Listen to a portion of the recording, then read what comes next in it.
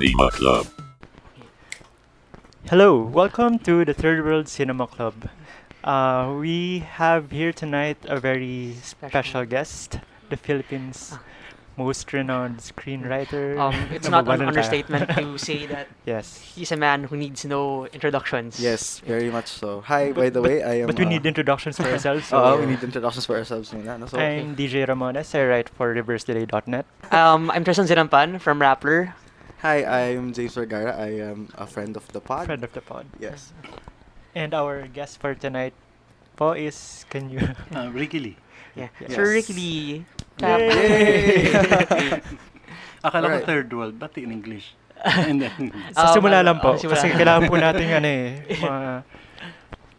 May Colonial commentary, ano po may natin. commentary daw po yun as to why, May bakit deeper English. meaning. Alright, so Okay. maybe we could start with the question of, can you please tell us how you really got started into writing? I mean, you've probably heard this question a million times before, but we just wanted to ask how you... writing in general? Or Yes, in writing general. For the movies? No, in general. In general, I started writing when I was in the elementary grades. Although I got published professionally, meaning with pay, when I was in fourth year high school in Wow. Bicol. I sent a short story here sa Filipino Free Press. Mm-mm. Ayun, it got accepted. I got 50 pesos. That was my first writing Okay. job. But it made me feel na, kaya kong kumita ng pera sa pamamagitan ng pagsusulat. So, that started it. Ano po yun? Nasa diet. Nasa Wow. diet pa ako noon. I didn't know how to type. So, I would go to the typewriter repair shop sa kanto. Nakikitype ako doon, dot, fingers. I'm sure maraming mali yung pagkakatype ko ng short story ko. Pero natanggap siya kasi I enclosed a letter also to the editor na sinasabi kong orphan ako and gusto kong magsulat and so on and so forth. Palagi ko na-move siya, nadala siya dun sa letter more than dun sa short story. But got accepted. I got paid. If you don't mind us asking, sir, ano yung short story? What was it about? The title's Mayon. Ginawa kong short story, yung modern love story, yung legend ng Mayon Volcano. Kasi Magayon. tungkol po kay Si Magayon. Yeah. Oo. Taga Bicol din po si Oo, Tristan. po. taga Bicol. Naga po. Okay. Naga. I'm Oo. going there kailan ba? May film festival sila doon, napupunta ako. Di na po Hindi ka na nakakauli. nakakauli. Ako every Oo. piyesta, June. Pero ano po, naka 2 years po ako ng bata ko kasi yung mother ko, yung taga doon. Then, Taga rin siya. like, mas na ako. When my grandparents died, more of naging base na talaga ako sa Manila. Manila. Ako, I make it a point to go home every piyesta. Which is June. It's always parang for you, it's kind of your retreat or a break. Nagdodonate ako ng libro dun sa library doon. That's where I started writing actually, in that library. Kasi nakababad ako dun sa library, So elementary more of a love for years. reading, which translated Yes, to and writing. parang thank you ko dun sa library. Ang Philippines Free Press po, syempre sikat po dyan sina Nick Nick Joaquin Joaquin, po, Gregorio Brillantes, Brillantes, yan and po. so on. Meron So, silang Filipino edition. yun Dati po. ang editor si Ben Medina and then si Pete Lacaba. Yun nga po yung question guys, yung first short story niyo po ba ay in English or Filipino? In Filipino. Although, Mm, sinusulat ko in English and then dahil ang naunang nabasa ko ng magazine na nagsasabing tatanggap silang short story ay Filipino. So you had to translate. So I had to translate Okay. it. So siguro my first 3 or 4 short stories were all written in English and then translated into Filipino. Including yung una kong nanalo ng Palangka. Ayun din, English din yun muna. My third short story. Related po din, may question po kasi yung isang kasama namin, sabi po niya. Question from Jim Paranal. Jim. According to Trivias, just like Luwalhati Bautista, hindi kayo po payag na i-translate sa English ang mga works niyo po. Ito po ba ay inyong paraan sa pagpapahalaga sa wika o may iba po ba kayong dahilan? Actually, open na ako. Open na po. Oh, okay. Actually, Pero was ang there a pinanindigan ko na hindi ako open, dalawa. Hindi ako sasali sa mga literary contests at all. And then, hindi ako magsusulat in English. So, lahat in Filipino yun. Novels, fiction, and so on and so forth. Pero para ma-translate siya, okay na ako. Okay So lang long yun. as it can get a wider audience. So, Yeah. so more ano po, personally, you won't write it. Pero if someone Hindi ako will translate magsusulat it, in it's English. okay. Oo. It's fine. Pero kung matatranslate, para mabasa ako maski na nung iba. But then I guess Okay, just to clarify, going back into that headspace where you didn't allow, because you're saying now that ngayon open na po kayo and No, I was just reluctant. okay. Oo. Ang mas sure ako nun, I would never write in English. Nung naging Mm, aktivista ako. Okay. So, lahat ng sinusulat ko in Filipino. English ako sa UP. Yes po. But lahat sa Pilipino ko gagawin. In fact, nagkaroon ng time in the 1990s, I think, or early 2000, na inaalok ako ng Ateneo ng professorial chair. Wala akong degree eh. So, bibigyan nila ako ng chair, magkakadegree ako, magturo lang ako ng sa English department. Oh, it's more of an Short story honorary writing. degree. Yeah, oo. Okay. Magtuturo ako ng English sa fiction writing. Mm-mm. At sabi nila, pwede naman na magsulat in Filipino. Either Filipino or English yung mga estudyante ko. So, open naman eh. Hindi naman sarado eh. Pero that time, sabi ko, hindi, wag na lang, yun. So, hindi ko nakuha yung degree that time.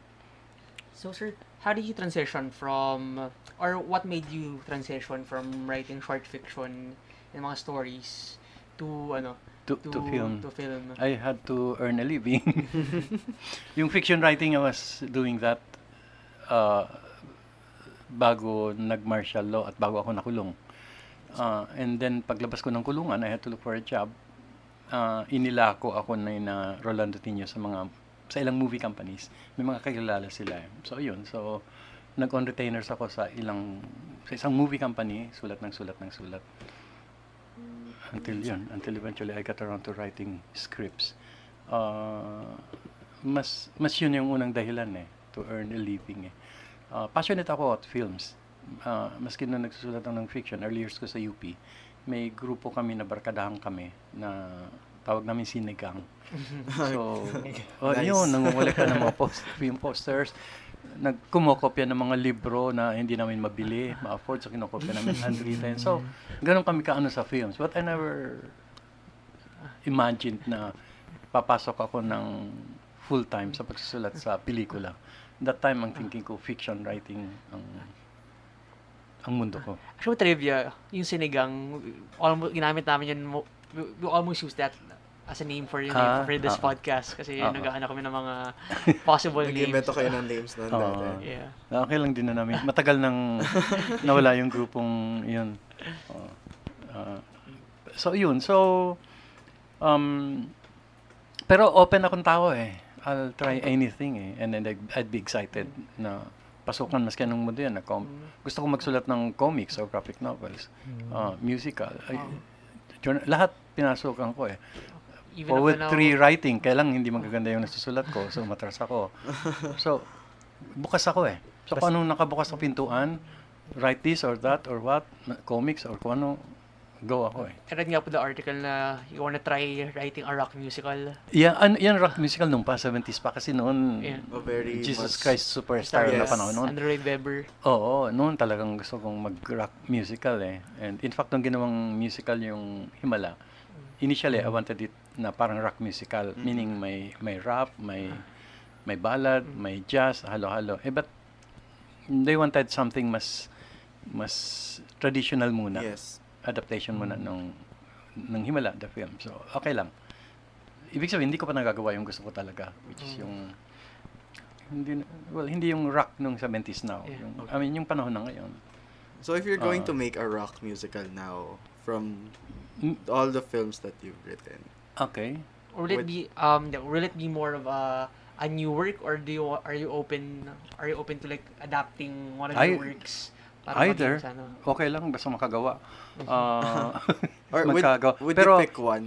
i-mix ko Hindi ako, sabi ko kung pagkain ako, halo-halo ako So, di ba Buffet. like yung mga nobela ko, it's halo-halo May Yes po. history, may popular culture, may mythology, may etc., may buhay, may patay, may tauhan, may real people and so on So, kung gagawa ko ng rock musical, hindi naman siya talaga todong rock May rap, may ballad, may jazz, may kung ano yung character, di siya yung music niya.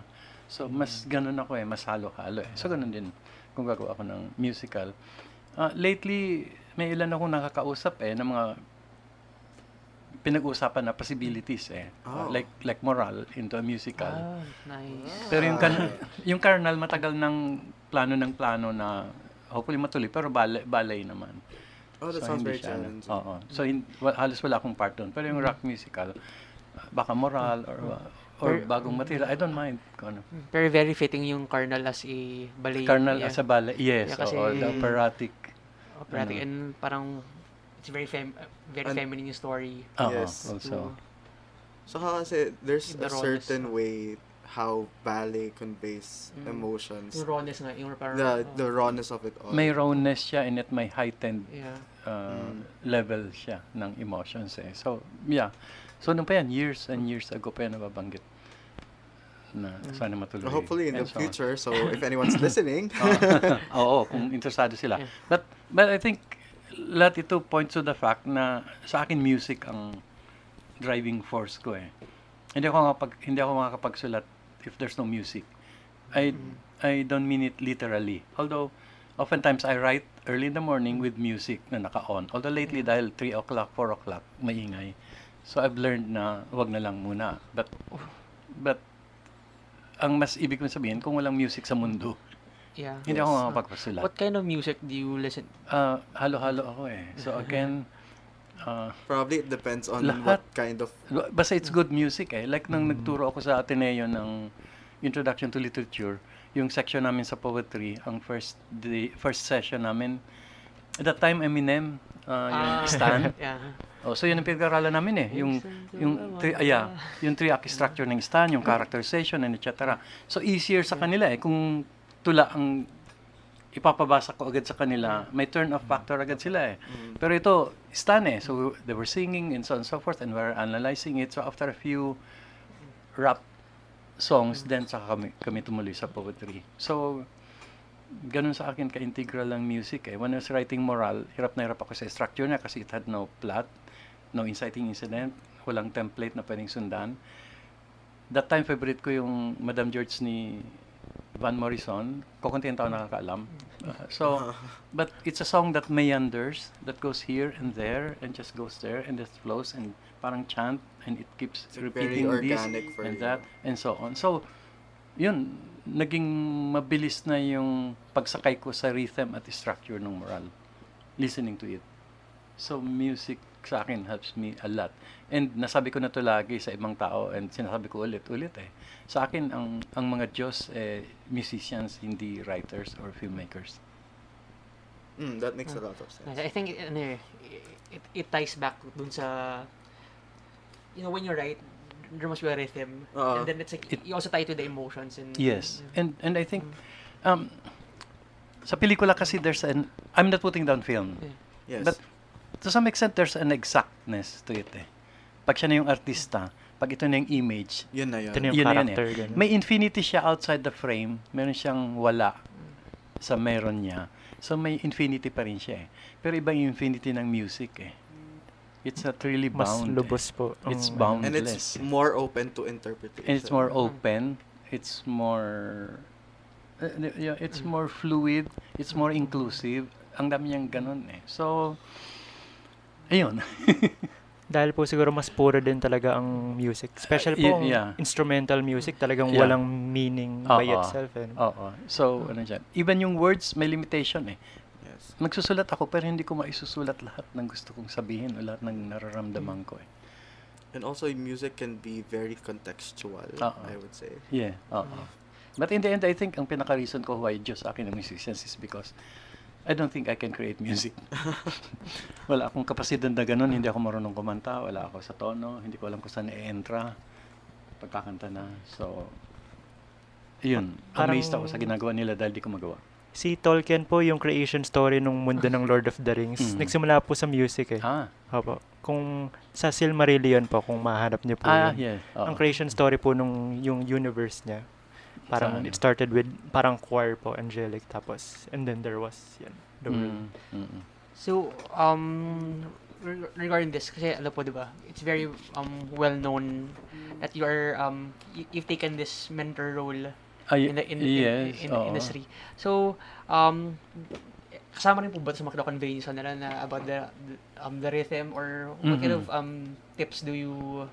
Sa kanila, ang first tip ko, and I think lagi nila nang naririnig ito, and I always say this, and usually first day ng workshop, sinasabi ko to, it's important for you to be a good writer, but I think it's more important for you to be a good person. Yes. If you're a good person, then I think it will be easier to write. If you have a big heart, then it will be easier to write well. Kasi paano mo ipagkakasyahin sa puso mo pinakamasamang kriminal at pinakamabuting tao at pinaka-alibugha at pinakamadaya, lahat ng klaseng tao, lahat ng klaseng ugali. Paano magkakasya sa puso mo kung ang liit-liit ng puso mo eh? You have to embrace all of these characters.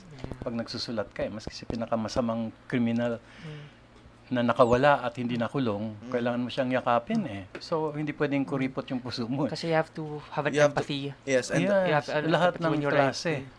Pati sa hayop, pati sa mesa, pati sa bubong, dapat may empathy ka eh. So, hindi po pwedeng ang liit-liit ng puso mo na, wag yan, ayoko yan.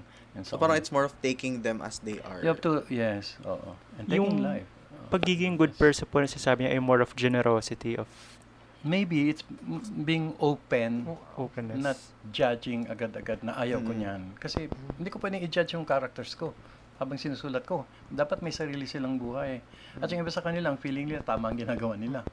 Hindi ako pwedeng mag-disagree agad-agad. I think that's very general for every story that we would encounter. That at least for me, I would say that in most of the stories, at least the good ones, you would notice that everyone is just doing what they think is right.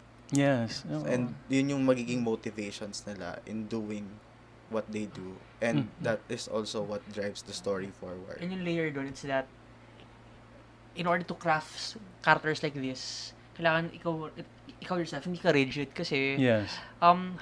how can you expand on characters When you're so uptight. when you yourself Yeah. can put yourself in other Yes, people's people's shoes, diba? So Or how can you even begin to understand them if you already have A bias against preconceived them. notions about Yeah. them.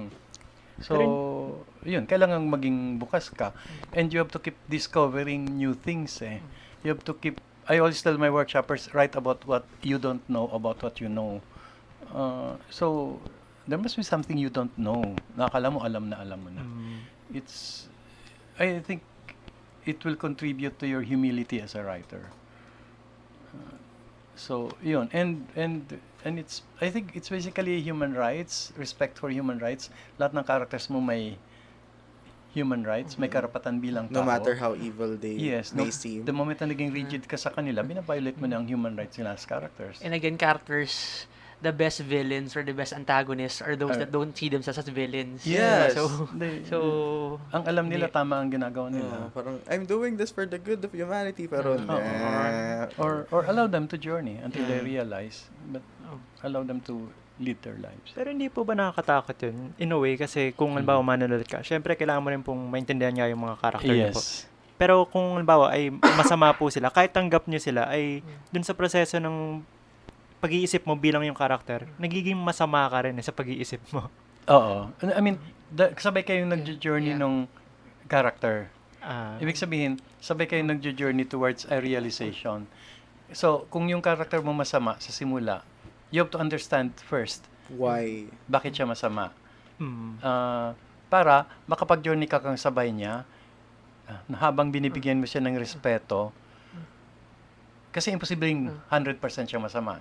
So, habang binibigyan mo siya ng respeto sa kung anumang areas ang dapat siyang magkaroon ng Magbago. sarili niyang boses, nagsasabay kayo nag-journey until, I think finally, eventually, marirealize niya kung totoong masama yung ginagawa niya. And ikaw rin natuto sa kanyang kasamaan. And I think- Pero kung minsan initially yung inisip nating masama, half of the time hindi totoong masama.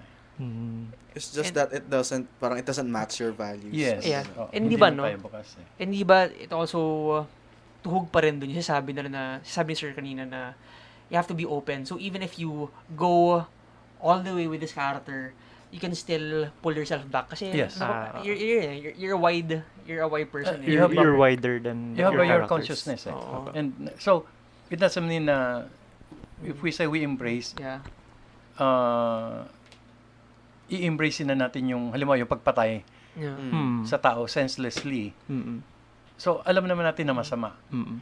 But we cannot begin to understand why it happens, why people do it, if we do not try to see saan nanggagaling, bakit ginagawa, anong konteksto, anong lipunan ang tutulak sa kanila na gawin ito, and all the other factors. Kung nakasara ka na, hindi mo na maintindihan lahat yun eh. So, I think may ideolohiya pa rin lahat ng writers Yes. sa simula. So, meron akong sariling paniniwala. And marami sa kanila, hindi ko bibitawan. So, I'll give my characters due respect nila na mag-grow at pumunta kung saan nilang areas gustong pumunta hanggang ma-discover nila ang sarili nila. Pag nahanap nila yung tamang consciousness, I'll respect them. Pag hindi nila nahanap ang tamang consciousness, maintindihan ko sila. But I'm not going to agree with them. Yan, yan. So, yun yung sinasabi kong respeto. Hindi ko ibig sabihin, i-embrace ko totally Na lahat maging ng kanilang pareho na paniniwala. kayo. But we will both journey. I'll open myself to finding out, bakit siya naging assassin? Parang you can agree to disagree with the Yes, character. Yeah. but I'm not going to condemn them. Yeah. I will not start by condemning them. Parang ano, But in the end, I have to have my own Yeah. ideology. Otherwise, I don't think there's a single writer in this world na makakapagsabi na nagsusulat siya objectively, Mm. na wala siyang sariling Yeah, paniniwala that's true. na nakaka-impluensya sa sinusulat we have niya. we all have our biases. Yeah, it would reflect din kasi. Yung you're pagpili right. mo na lang ng subject matter will already reflect your belief. Speaking Na- of, sige po. Yeah, ayan. Yeah, ma'am. So speaking of this parang depth of characterization, you've created so many iconic characters. Meron po ba yung like favorite hero and favorite villain, favorite antagonist? That's a really good question. Hindi ko alam. I have some characters that I like. I'm not a favorite Okay. type person. Okay. I don't believe in lists. Okay, yes. I don't believe in this is my favorite, that's my favorite. I don't believe in best writer or best film or best script or best editing. I don't believe that there's such a way na pwede mong i-judge yung pinaka-best. So, sa mga trabaho ko rin, characters ko, para kung mga anak ko yan, there are a couple siguro or a number. Bawal pong favorite sa anak. ganun. Or pwedeng, kasi pag tinatanong ako, sabi ko, halimbawa ngayon, ang favorite ko si Elsa. Pero yeah. kinaumagaan, sabi ko, pero favorite ko si It's very fluid. Sylvia sa moral. And tama rin naman. And then, after a week or a month or ano, sabihin ko ito naman. So sabi ko, ano ba to? Nagsisinungaling ba ako? But through the years, I realized na lahat yun totoo. Mm. Yes. Lahat At sila favorite at ko. that point in time. point, oo. Pero hindi ko mako-quantify at ma-fix ko na ito na yung pinaka-favorite eh. Na for all time. It keeps shifting eh. Mm. So, yun. Actually, I agree with that kasi, di ba, I stopped putting, na rin, scores. Kasi when I write about film, dati we would put scores, pero parang naisip ko rin na, it changes eh. You can talk about the film, pero, And the film that you like Ito, very ito. much now, a month later, Yeah. pag pinanood mo ulit, changes. iba ng perspective mo. Eh. Of course, we value. Yeah. Yung opinion mo ngayon, I will value it. But it's an opinion. Because It's not a opinions can judgment. change over Yes. time as it's also a reflection of yourself as a person. Your Kunwari, if growth. Yeah. Your growth, right. in maraming movies, di ba, na after After a few Looking back, you like it better or you like it less. Mm-mm. Like in the case of Himala, mixed ang reviews noon eh. And Yeah. I remember some critics years later na nag-retract eh. Yung negative views nila, ni-retract nila eh. So it can happen and I respect yung ganun eh. So nagbabago eh. So ang hirap i-fix eh. And I think yun ang interesting sa art eh. Yung hindi mo pwedeng i-fix na ito na, ganito na ang maganda. Ito na ang best, ito na ang pinaka-standard. Mhm.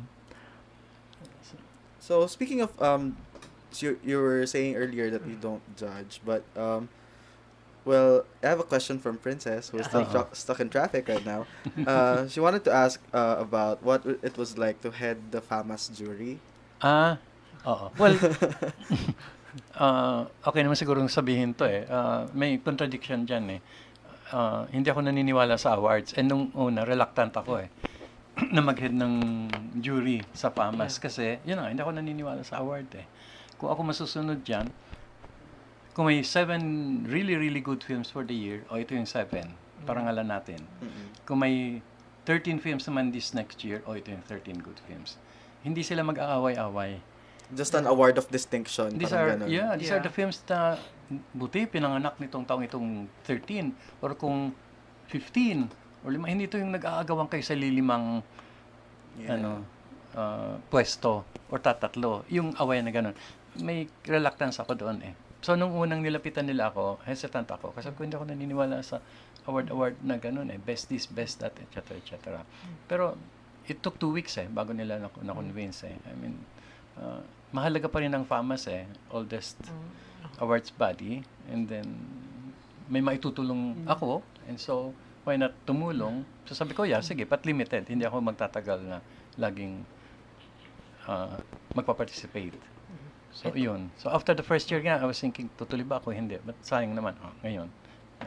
Parang this speaks of our nature na we always like putting things making things compete against each other. I think, sorry I hope hindi ako nakakatapak Hindi. sa iba. But I think it's a very capitalistic thing. Pagboxingin natin sila. Parang market po na. Pili natin yung number 2, then papanoorin natin. Actually, Kasi diba there's a recent video Competition as to talaga. why they're saying that the Oscars is flawed and Yeah. that it is now being used as a Ako, ever marketing since naman, machine. it's a campaign. It's a campaign, yeah, It's a yeah. personal, Okay. that's a personal, parang for so long, medyo ganun yung opinion ko on the Oscars. Kasi, for me, it's no longer judged on the quality eh. Like, Hindi. films have to, para sa mga politiko na they have to they have to do the rounds, they have to do various appearances. May in order to- makinarya. Oo, yeah, exactly. Kailangan na ng makinarya to get the Kailangan award, kang to get the gumastos ng nomination. malaki Yeah. para ka i-consider. Yeah, so they're making investments because they're sure they're going to be And then yung show considered. nila, kailangan nilang gawin in such a way na magre-rate, papanoorin, etc. Kung ilang oras lang dapat, and so on and so forth. To which actually and the so on. video was saying that Anong video to? this is from, I think this is from, if I remember correctly, we can verify Sige. it later. I think this is from Glamour. Sige, we can link it sa No, we can link sa- it to sa the description, of okay, of sa the podcast. description, yeah. And it says about how the Oscars or getting into the Oscars is now actually pretty easy because they've kind of figured out what the formula is, and that the runtime for the films that usually win the Oscars right now is longer because longer films seem more important. Yeah, And no, that's okay. That's the notion. So speaking of the Oscars and the popularity, I just like to ask your opinion po on the perceived divide between mainstream and independent. Hindi ako naniniwala Oh, yeah. na dapat may ganong division eh. I think a good Filipino film is a good Filipino film. And it can come from anywhere. Mm-mm. That's true. Saan mang area dyan na tinatawag nilang so-called mainstream at indie. So, hindi ako naniniwala sa ganong division. Hindi ako naniniwala sa ganong label. Although, to simplify matters, during discussions, kuminsan napipilitan kang i-label na indie and mainstream. But, palang dapat hindi eh. Like in the 80s, we're doing films that were produced by the big studios. Pero, yung spirit ng mga pelikula naming yun, they're as indie as the spirit of the films. Especially of the now, indie di ba? films now. Especially now na very fluid. Yeah, oo. And I think you can make a very, very, very good so-called mainstream na film. And on the other hand, you can make a very, very, very bad na so-called na inding film. So, the label, yung kategorya, does not necessarily make it good. Yes. Already, doesn't follow. It's, I mean, kailangan tumayo pala siya bilang good Filipino film. That's why meron tayong kaguluhan sa MMFF. Kasi Red kasi Oh my God, Moira okay. Langs. Anyway, I think si Princess Hi, we're going through a phone Hi. patch. Hello. scratching through. Hello, sir. Hi. Hello po. Sorry, we're still stuck in Okay lang, traffic. I don't Kasi envy Princess you. po ito, and then I have John Tawasil here as well. Hello po. Hi. So, ano yun? Ay, tanong ka ba? Ikaw muna. I think yun, sir. Na-cover naman po ata nila yung ibang question. For me lang, meron po ba kayong binabasang work of literature or any literature right now? If you have time or whenever you have time. Yeah. Mahilig akong magbasa. And every day nabasa ako. Kaya lang magulo ako magbasa. I think it's pretty apparent because we're in his library right now, Princess. Pero magulo ako magbasa. Sabay-sabay ako magbasa for 5 books. So lahat siya nasa room ko doon sa second floor sa bahay. Mix, halo-halo sila. So So there's more. Alam mo, may isang librong malaki na Wong Kar-wai. Babasahin ko yung chapter 1 or 2 and then lilipat ako dun sa Sympathizer ba yun? Na novela. And then lilipat ako dun sa scriptwriting book and then lilipat ako sa may Palawan book ngayon na binabasa ko sa iba project tungkol sa leper colony noong 1940s. Wow. So, lilipat ako doon ulit dahil trabaho. Ayun. So I read 4, 5, 6 books at the same time. That's nice. Kasi, syempre po, as a writer, you have to get inspiration hindi lang sa labas, pero in the form of literature din. So, ayun lang po yung question ko. And actually, hindi lang sa, bukod sa, you get inspired by what you write,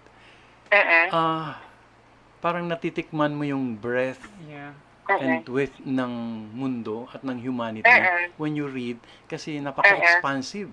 Lahat ng klase ng ideas at ng tao at ng situations at ng problema at ng solutions at ng redemptions, nakikita mo. So, para kang nag-expand bilang isang tao mismo every time that you read. So, I think it really, really helps a lot. And even if you don't get to read all of the books around you, just be surrounded. Magalit sa akin si Marie Kondo. But just to be surrounded by books, some of which you've read, some of which you're reading, some of which you hopefully will find time to read in the future, yun lang, na ganung napapalibutan ka, you already feel so blessed and so expanded as a human being. Okay. That's really nice. I have one last question. Kasi John na po yung next na magtatanong. Ano po, sa lahat po ng characters na sinulat nyo, meron po ba doon nahango sa inyo? I'm not sure if that's the answer. Meron pero nakahango po. Personal question. Sa personal. Nagtataka po kasi ako, like, meron bang isang character na parang similar po sa inyo? Well, unang-una, sabi ko nga sa workshop, doon sa syllabus, habang sinusulat mo ang istorya, sinusulat ka rin ng istorya. So, ibig sabihin, you're in every word, in every punctuation mark, in every space between the words and the sentences, naka-invest ka doon eh. But, literally, hindi ka nakikita. Merong mga words na talagang nakikita ka. I suppose ang pinaka-obvious is the character of Lucas in Para Kay B. Just like Lucas in Para Kay B, namatay na maaga yung parents ko, inampon ako ng relatives ko, lumayas ako ng Bicol, nagdaan ako sa hirap, hinimatay ako sa gutom sa kalsada, etc. etc. Yung buhay ni Lucas in Para Kay B, that's my real life. Until dun sa last portion ng life niya, sa love story. Iba na yun, fiction. Of course, very well. Pero yun, Lucas, yun ang pinakamalapit. Okay. Hi po, Sir Ricky. Hi, Jan. Yung tanong ko po, meron po ba kayong work na sinulat nyo na after na ilabas nyo na, parang naisip nyo, parang pwede ko tong balikan? May naisip po ba kayong ganong time na madalas. May gusto? Madalas. Sinulat nyo po, parang gusto nyo siyang balikan? Oo, madalas. Like nung lumabas yung Himala, sabi ko sana nalagyan ko ng mas humor. Kasi mas personalidad ko yung I wrote Himala, Moral and Haplos at the same time kasi para siya sa MMFF in 1982. So sabay-sabay na deadline yon. So I was writing the 3. Magkakaiba silang estilo. So nang lumabas sila, sabi ko mas personalidad ko yung Moral. Kasi ako, ang personalidad ko, nagpapatawa na, nagpapaiyak na, nagsususpense. I think ganun ang tao at ganun ang buhay. Mas mixed eh. So nung Himala, sabi ko, ang seryoso naman ito, parang kailangan ng konting humor. So, okay.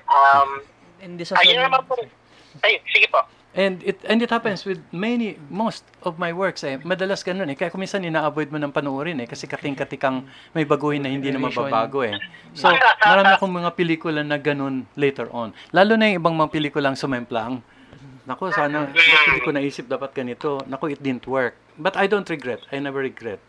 It just didn't work. O di natuto ako, I'll do better. Marami na po kayong na turuang like generations of aspiring and established writers. 82. Yung isa ko pong tanong ay doon po sa mga sinulat nila, ano po yung pinaka-common na nakikita nyong Hindi naman. mistake or parang pag yung parang yun nga, parang mistake na nako-commit nila habang susulat sila ng kanilang first Okay, one. Correct. Well, hindi ko alam kung mistake ito kasi hindi ako naniniwala sa mistakes in writing. I think mistakes are there for us to learn. So, I encourage my writers to keep committing mistakes. In fact, sabi ko, habang nasa workshop ka, commit the worst, because yeah, the most number of mistakes because this is the best time to learn. Yes. So, malunod ka na sa mistakes. So, hindi ko sila sinilabel as mistakes. But, there are certain things I notice na I keep reminding them na, teka. Like, unang-una, ang impatient nung workshoppers ngayon compared sa workshoppers before. Yes. in what Kasi sense iba po? yung panahon ngayon eh. Ang bilis yung nagma-march forward. Everything's rushed. Dahil nakabukas ang mundo 24/7, nakikita nyo yung palibot. Naku, nakapag-break na siya, nakadirect na siya, nagsulat na siya, nagpunta na siyang QR. Ako hindi pa, naku ganito. Dati wala kaming ganun eh. There's so much societal Eh ngayon pressure nakabukas to be- lahat eh. So, ang lakas ng pressure. And then, ang daming resources na available. So, it's easy to get tempted into thinking na, kaya ko na to. Sige na, dive na. Magagawa ko na to. I can improvise as I go along. So, yun, may kunting ganong impatience akong napapansin. Sometimes it can be good kasi the work can be very spontaneous. But, hindi siya pwedeng mangyari every time. Most of the time, kailangan mo na yung assiduous, meticulous na, di ba? Na, Yes. na, oo, Apo. yeah. Apo. In the end, I think it's hard work. Writing Okay. is hard work. Ay, yun lang po yung tanong ko. Yeah, thank you, Jen. May question ako. Okay, go. Hello. Ang question ko po, ano pong advice na, kasi maraming pong writers, well ako din po, kasama na din siguro, na paano kung ninisip namin na wala kaming kwentong pwedeng ikwento? Wala naman taong walang kwentong pwedeng ikwento kasi Na hindi po sa amin. Parang, kasi ang takot po doon, baka maging autobiographical na lang po siya. meron kami exercise sa workshop. Ang tawag namin bodega search. So you go to your old bodega or old hometown or old house or kung ano man. So personal yun. And then look for an object. Siguro lumang diary o love letters ng parents mo o yung lumang silya na 40 years old nang nandun, yung rocking chair, or as in the case of one of my workshoppers, yung lumang kumpisalan sa simbahan nila. And then from there, you can create a story. Itong isang workshopper, ang create niya yung kwento ng lumang kumpisalan through 3 generations. Nice. So, I mean, dun pa lang, patakbuhin mo lang both ang imagination mo at ang empathy mo, may maimbento ka na kwento. So, ang hirap mawalan eh. And I'm not even talking about your personal na buhay. Personal life natin, I'm sure, bawat isa sa atin naniniwala na ang pinakamagandang kwento sa buong mundo ay yung kanyang buhay. So, yun, may gagawin akong children's workshop in a couple of months, age 10 to 14 maybe. So, yung approach ko mas iba eh. Kasi naniniwala ko, maglalagay akong 3 objects sa harap nila. O, magbuo ka ng kwento. Makakabuo sila eh. Kasi wala pa silang mga harang. Ay, wag yan. Ay, mali Malaya yan. pa Ay, sila. cheesy. Ay, luma. Ay, gasgas. Ay, makikriticize. Ay, magagalit si professor. Etc. So, sila wala pa eh. So, yung ganong purity and playfulness ng imagination, it can work. It's going to help them, but mas importante, it will help me. It will declutter my mind. It will make me see essentials. It will spark joy More po. than- Yes, it will spark. Yeah, multiple joys. So, do you think adults should also, try to I think emulate they have to that na declutter. declutter yun? Oo, ang tabi namin ng mga boses sa utak ng adults na gusto magsulat. They've been trying to write yung katatry nilang magsulat na dumarami yung mga sensors, objectors sa utak nila. Hirap silang magsulat. And I think writing is hard work and at the same time it's play eh. Speaking, do you have any questions? So, kasi parang, meron akong question na feeling ko pang ano na siya, pang end. May gusto sana akong sige, kayo balikan muna. dun sa kanina po. Okay. Nabanggit niyo po na naging aktivista po kayo, kaya din po UP years. Yeah. napunta kayo dun sa Filipino po, ganyan. Pagsusulat in Filipino. Namulat ako into thinking na bakit ako magsusulat sa lengguwahe ng Kolonyalista. ating colonizers, conquerors. But of course, ang hirap iwasan. Like, mahilig ako sa Broadway. Musicals. Karamihan ng libro ko in English. So, mahirap iwasan. But at least, yung pagsusulat ko, yung fiction ko, yung stage plays o kung ano mang gagawin ko, at least doon man lang mapanindigan ko na sarili nating wika. Kasi kawawa naman tayo nakatira tayo sa Pilipinas, pero sa library natin section lang yung Filipiniana, sa mga bookstores natin section lang. That's Sa true. eskwelahan, isang departamento lang na slowly ini-ease out pa nila.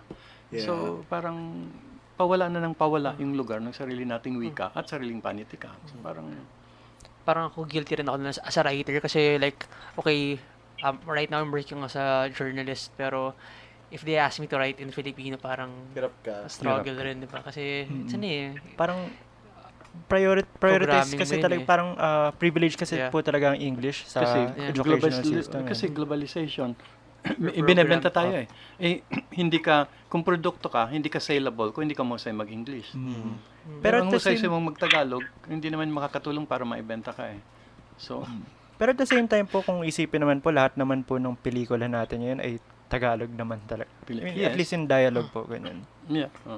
So, wala naman, ilan lang yung English ang pati ang dialogue na pelikula natin. That took Buti years na of lang. Buti na lang. Buti na lang. Pero journalism lawa, makakagawa ka ba? Nung unang panahon sa Filipino Free Press and then Leader Magazine, nakakagawa kami ng mahahabang non-fiction articles in Filipino.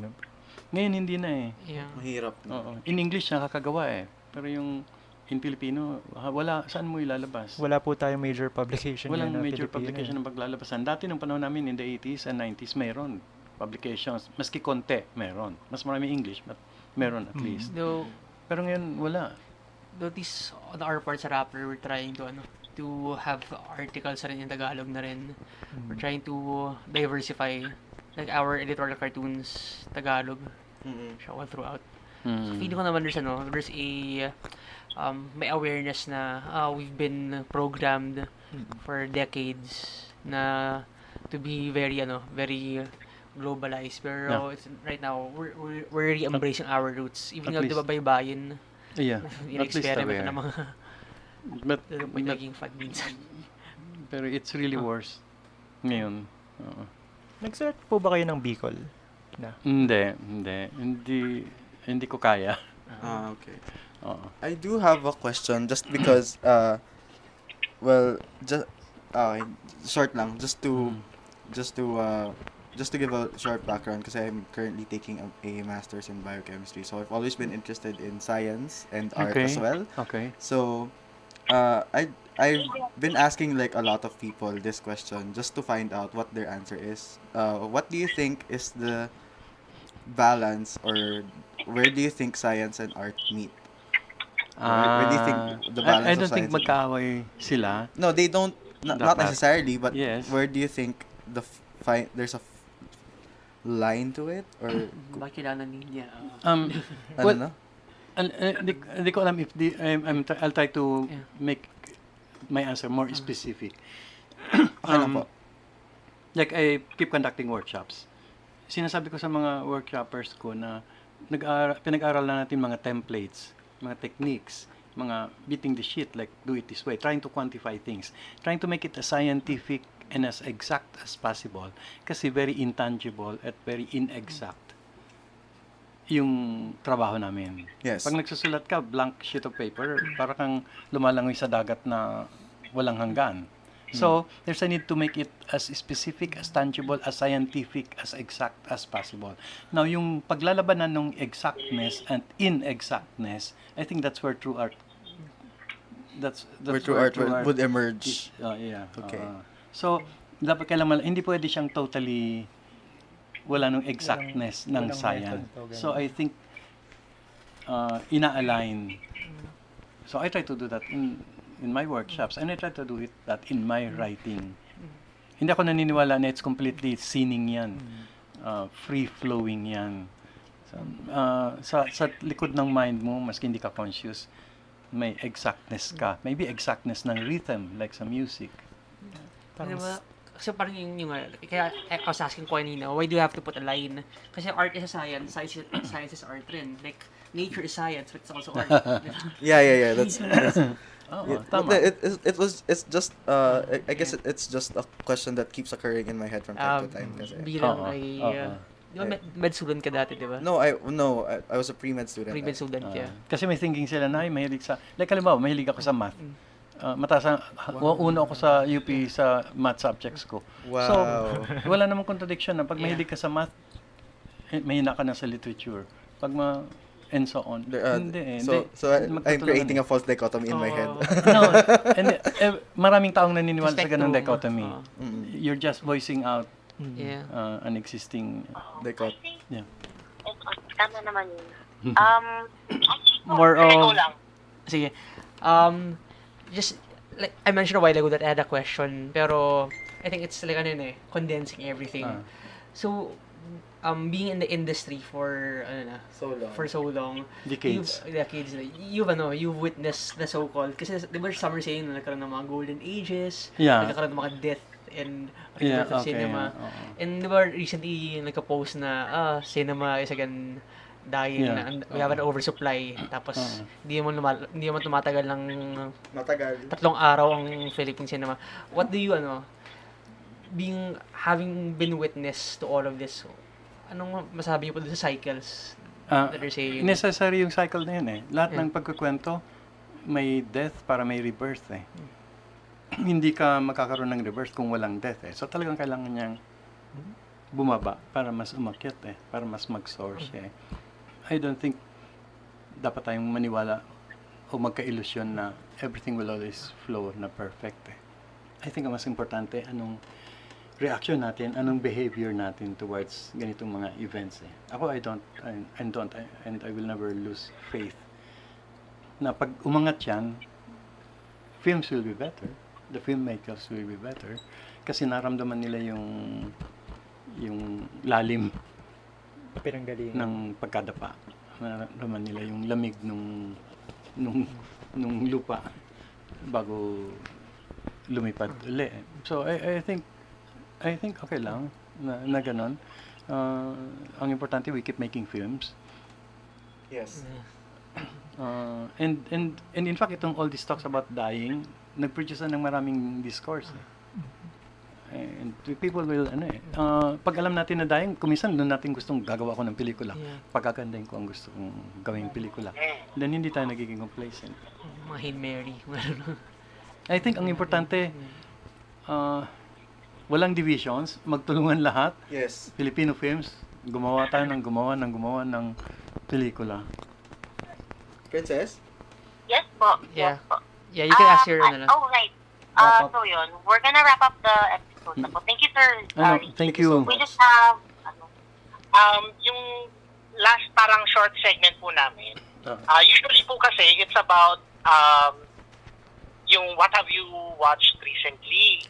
Pero instead, yung gagawin po namin, in like 1 or 2 short sentences, magpipitch po kami sa inyo ng idea, tapos sabihin niyo po kung ano yung tingin niyo dun sa idea namin for a story. Kaninong idea ito, Hey, group? Princess po. Sila po, sila ni John. Apparently sila right now. Walang gaya kayo. ayun, so, siguro, bilang reward sa friend of the pod, siya na mauumpisa. Go ahead, Jay. Ano yung idea mo?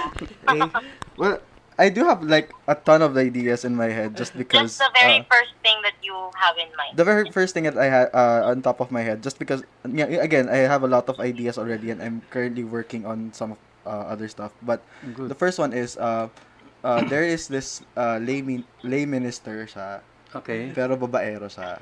Okay, And nice then- contradiction. And then this is a downfall of a marriage. Okay, marriage nino. No one The lay specific. minister is The lay, married. the lay minister is yeah. married, Okay. pero babaero siya. Yeah. And okay. then how does he how does he try to save himself? Okay. Kasi parang compulsive na eh. And what do you call this?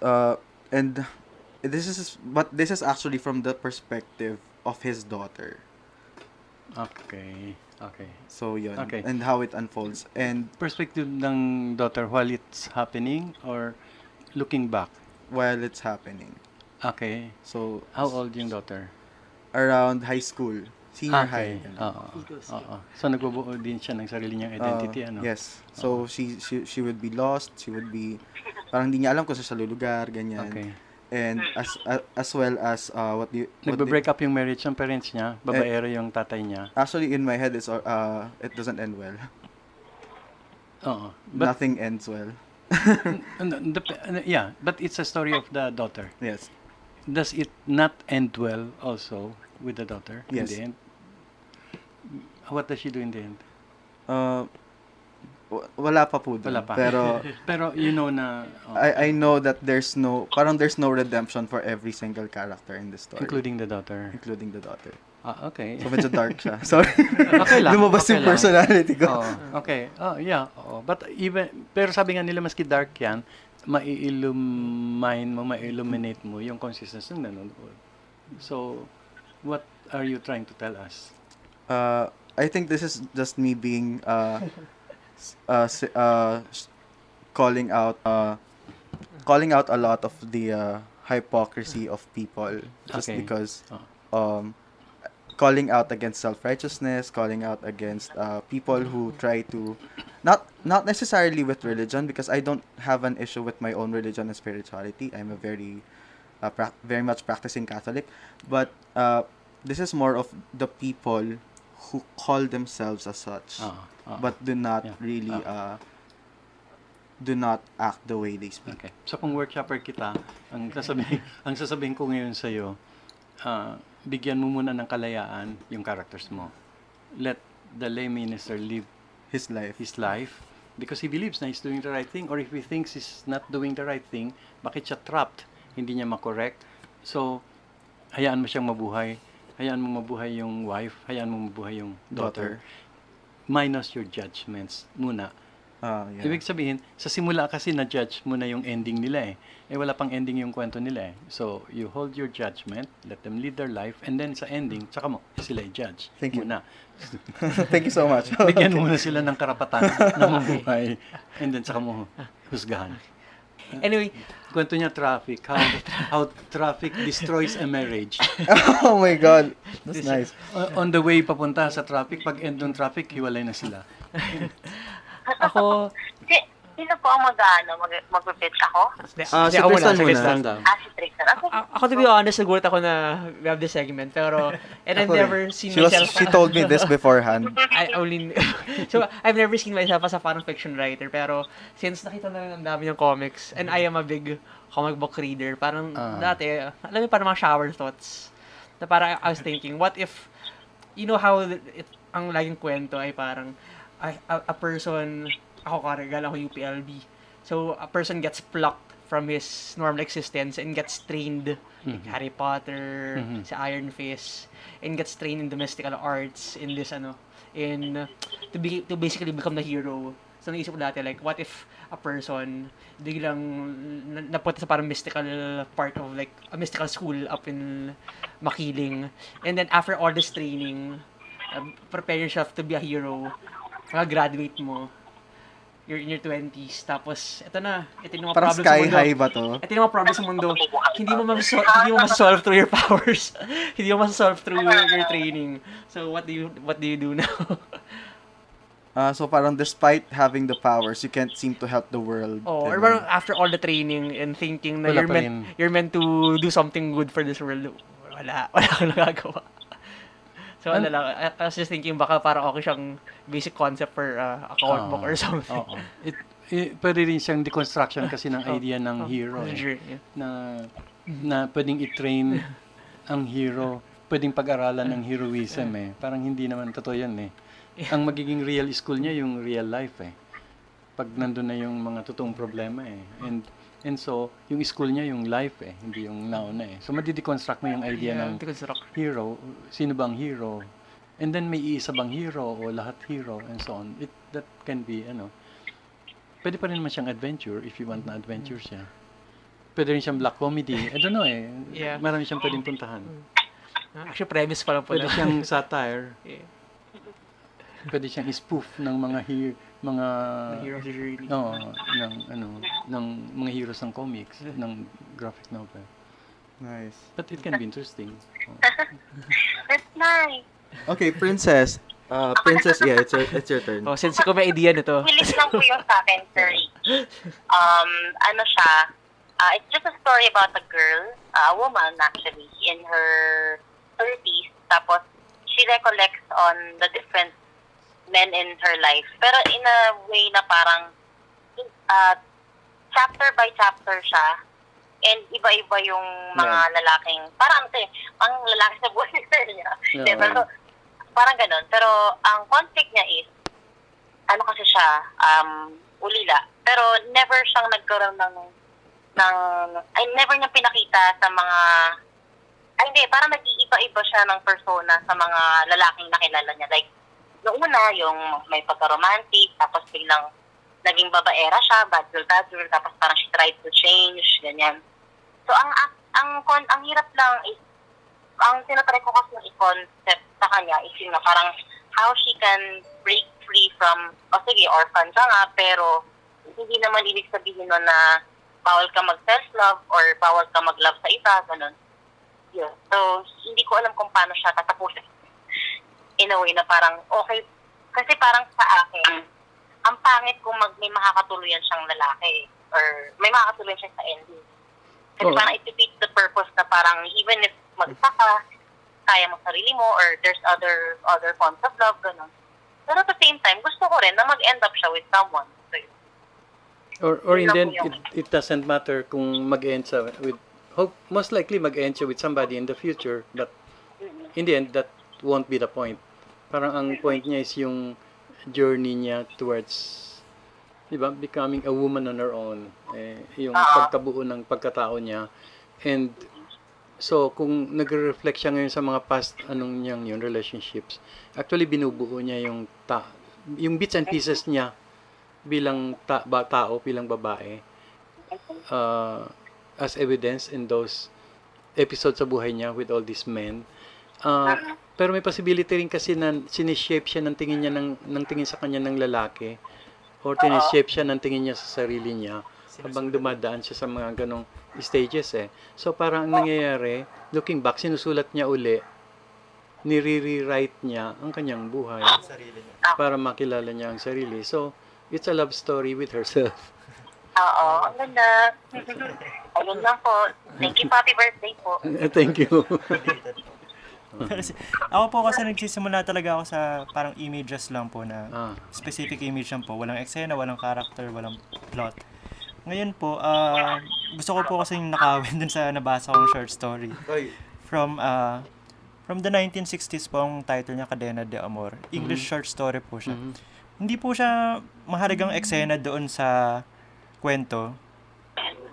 Pero sa countryside kasi, parang may na-witness siya na procession sa tabing dagat na medyo mysterious, magical siya. Tapos ang naisip ko, parang ending po siya nung pwede kong isulat na maikling kwento lang, ganyan. Na ang punto po niya ay yung kahit sa panahon ngayon, may enchantment pa rin, posible pa rin po yung enchantment kasi ninanakaw na po ng teknolohiya yung enchantment Pero pwede pa rin pong mahanap yan kung lumabas tayo, maglakbay, ganun po. At makita mo sa labas at sa loob mo. I think what we see outside is also what we see inside. So, kung hollow yung inside mo, I think hollow makikita mo sa labas. So, kung may kapasidad siyang makita yung enchantment sa loob niya, makikita niya sa labas and vice versa. So, it may also be his attempt na huwag mawala yung pawala na ng pawalang capacity niya for enchantment sa loob niya. Yung journey ng character. So, nawawala siya dahil sa technology, but nawawala din siya dahil sa nasa loob niya. Maybe inalaw niya yung technology. Or pumapasok na ang technology sa loob niya. So, siya yung metaphor nung nasa labas. But interesting siya. Although para siyang short story pa sa ngayon or short film. Hindi Short pa siya story lang po talaga full yung length, oo. gusto kong isulat. Na- Dahil si Princess po ay nagcha-challenge sa amin na magsulat daw po ng short story. Ah. Oo, sinabi niya. Pero ang ano diyan kasi kung ang enchantment ay nasa loob mo, pag tumingin ka ngayon sa labas, hindi mo kinakailangang tumingin sa enchanting na mga bagay. Pwede kang tumingin sa technology, pwede kang tumingin sa pako, and it will be enchanting. Pwede kang tumingin sa imbornal, it will be enchanting. So it's di ba? enchanting Yung Imbornal. enchantment sa loob mo ang pagsisimulan. So, John, do you have a story? Yes, actually marami po akong idea. Kung makadating sana kami dyan, may bibigay po sana akong libro na sinulat ko like 10 years Madami ago. nga. meron po siyang libro ng mga kwento. Pero anyway, yung gusto ko po sanang i-pitch, kasi interested po ako sa idea ng love team. Okay. Matagal, parang tayo na nagka-county na lang po yung countries na may cinematic culture na yun pa rin yung ginagawa nila.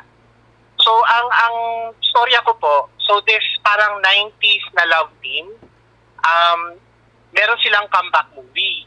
So, set po yun during the making of that movie. Pa-flashback siya sa past na pinakitang